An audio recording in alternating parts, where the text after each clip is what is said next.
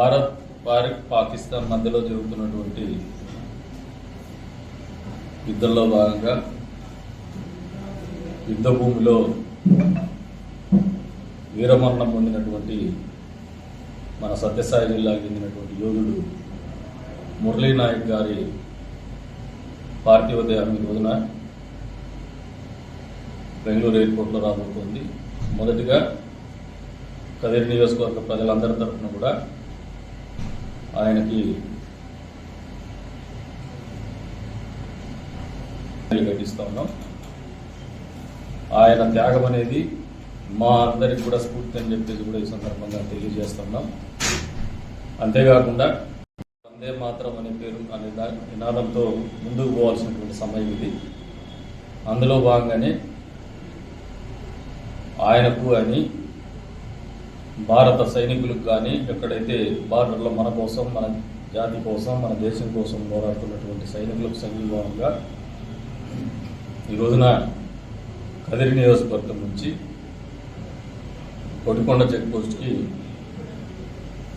100 వాహనాలు పోయేసి ఆయనకు వాళ్ళ ఇంటి దాకా ర్యాలీగా ఆయన పార్థివ దేహంతో పోయేసి వాళ్ళ కుటుంబానికి కానీ ఎవరైతే పోరాడుతున్నటువంటి సైనికులకు కానీ అందరిలో కూడా మా వంతుగా ఈ దేశ పౌరుడిగా బాధ్యతగా దేశభక్తి చాటుకునేటువంటి ఆలోచనతో ఒక కార్యక్రమంలో భాగస్వాములు అవుతున్నాం. ప్రత్యేకించి అన్ని మండలాల్లో ఉన్నటువంటి యువత కూడా ఈ రోజున ఆయన ఏ పార్టీకి చెందినటువంటి వాడు కాదు, మన భారత జాతికి చెందినటువంటి వాడు. ఇంట్లో కులం లేదు, మతం లేదు, పార్టీ లేదు, రాజకీయాలు లేదు. అందరి బాధ్యత ఇది.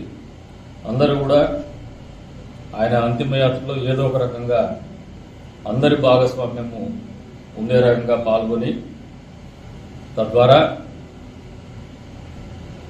సరిహద్దుల్లో పోరాడుతున్నటువంటి సైన్యానికి దేశం మొత్తం కూడా సైన్యం వెంటుంది. అదే రకంగా రాజకీయాలకు అతీతంగా అన్ని పార్టీలకు చెందినటువంటి నాయకులు, యావత్ భారత నాయకత్వం కూడా గ్రామ స్థాయి వరకు అందరూ కూడా ఒకే తాటి మీద వందే మాత్రం నినాదంతో ముందుకు పోతున్నామని చెప్పేసి తెలియజెప్పేటువంటి ఒక సందేశాత్మకమైనటువంటి ఆలోచనతో ఈ కార్యక్రమంలో భాగస్వాములు కావాలని చెప్పేసి కూడా పిలుపునిస్తూ ఉన్నాం. వచ్చే రోజుల్లో ఏదైతే సైనికులు పోరాడుతున్నారో వారందరికీ కూడా మళ్ళీ నియోజకవర్గ ప్రజలందరి తరఫున సంఘీభావం కూడా తెలుపుతాం. వారి త్యాగాలు కూడా ఈ భారత జాతి ఉన్నంత వరకు, భారతదేశం ఉన్నంత వరకు కూడా గుర్తుపెట్టుకుంటారని చెప్పేసి కూడా తెలియజేసుకుంటూ మరొకసారి ఈ కార్యక్రమంలో రాజకీయాలకు అతీతంగా మన వాళ్ళందరూ కూడా పాల్గొనాలని చెప్పేసి కూడా కోరుతాం.